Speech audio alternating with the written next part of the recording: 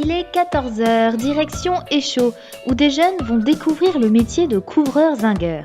Bienvenue à l'Académie de la hauteur. En vue de recruter de jeunes aides-couvreurs, plusieurs partenaires ont fédéré leurs efforts pour monter une action spécifique de recrutement. J'ai envie d'entendre que 2 mois, 6 mois après, 2 ans après la formation, il y en ait un de vous qui soit tombé. Mais ce qui est sûr, c'est que pendant la formation, on ne veut absolument pas que ça arrive. Donc on est déjà très scrupuleux pendant la formation, avec le port des gants, par exemple, pas se couper, parce que les zinc ça coupe, puis ça peut bien couper quand même. On peut avoir plusieurs points juste à cause de mal utiliser une feuille de zinc. Le casque, parce qu'il y a des choses qui peuvent nous tomber dessus quand on travaille sur une toiture, surtout quand on est en dessous et que les autres sont au-dessus. Une école qui propose des formations courtes, certifiantes auprès de professionnels. Une opportunité pour ces jeunes de devenir aides-couvreurs et de débuter leur carrière. Lors de cette journée découverte, au programme, visionnage de films et analyse des différentes étapes de formation. Une occasion également pour rappeler aux jeunes qu'ils sont soutenus dans leur projet. Le but du jeu, c'est vraiment, il y a plein de gens pour vous filer un coup de main pour que ça marche. À partir du moment où vous rentrez dans l'action, le but du jeu, c'est que ça fonctionne et que ça fonctionne après avec de l'emploi derrière le plus longtemps possible. À la base, vous démarrez plutôt aide. Maintenant, de passer de aide à ouvrier qualifié, ou ouvrier indépendant, autonome, et même plus tard peut-être chef d'équipe, ça après ça dépendra de vous. Après la théorie, place à la pratique. Pour cette formation intensive de 5 semaines, il faut tout d'abord passer un test de hauteur en conditions réelles. On vous emmène donc en exclusivité dans les coulisses de l'école. Bien évidemment, la sécurité reste au centre de toutes les activités du bâtiment. Être sur un toit, ça ne s'improvise pas. Aussi est-il indispensable de ne pas avoir le vertige. Cependant, la peur du vide, elle, est indispensable. Déjà, il faut bien faire la différence entre avoir peur du vide et le vertige.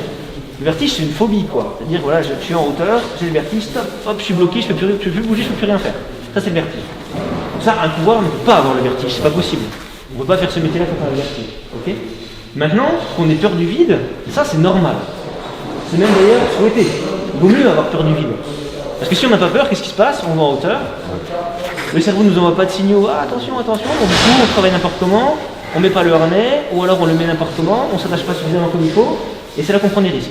On découvre comment mettre et régler son harnais et bien utiliser les mousquetons lors de la montée. Pas question de se retrouver là-haut s'il y a encore des questions. Donc, le but, on va monter tout là-haut.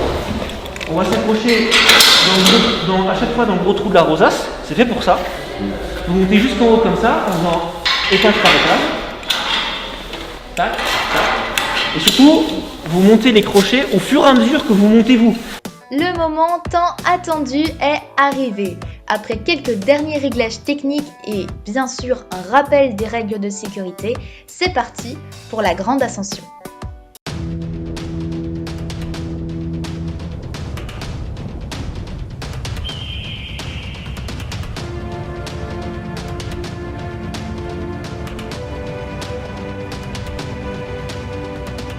Comment tu t'es senti là-haut, la hauteur? Ça va, ça te fait pas peur? Ouais, c'est comme si j'étais sur un balcon.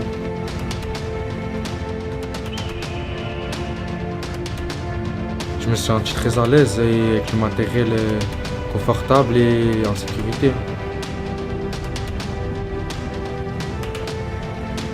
Comment tu l'as senti cette formation à l'Académie de la hauteur? Est-ce qu'elle a répondu à tes attentes? Oui, elle a répondu à toutes mes attentes et de ce que m'a dit ma référente mission locale. Je suis très satisfait.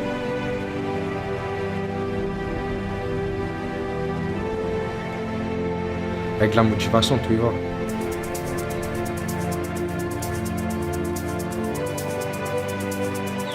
Et ce qu'il faut, c'est aussi de s'aider de l'autre. Après la formation, 6 mois, 1 an après la formation, qu'un ancien stagiaire s'est cassé la gueule et faut quand même être conscient que tomber d'un toit, on peut en mourir. D'accord? Quand on tombe de 4 mètres, 6 mètres, 7 mètres, 10 mètres, faut savoir que des morts de la hauteur, tous les ans, il y en a au moins 50 par an en France. Les salariés. C'est entre 50 et 68 mois d'année. Alors ça peut être vous, ça peut être moi, ça peut être n'importe qui techniquement. Seulement, plus on applique les règles, plus on est scrupuleux sur les règles, et moins il y a de chances que ça nous arrive.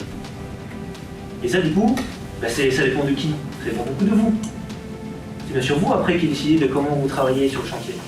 Donc, vous êtes dépendant aussi du matériel qu'on vous donne, ça c'est vrai. Mais après vous êtes surtout dépendant de comment vous l'utilisez, comment vous l'employez le matériel. Si on vous donne un harnais et puis vous le laissez dans la camionnette, ça n'a pas grand chose.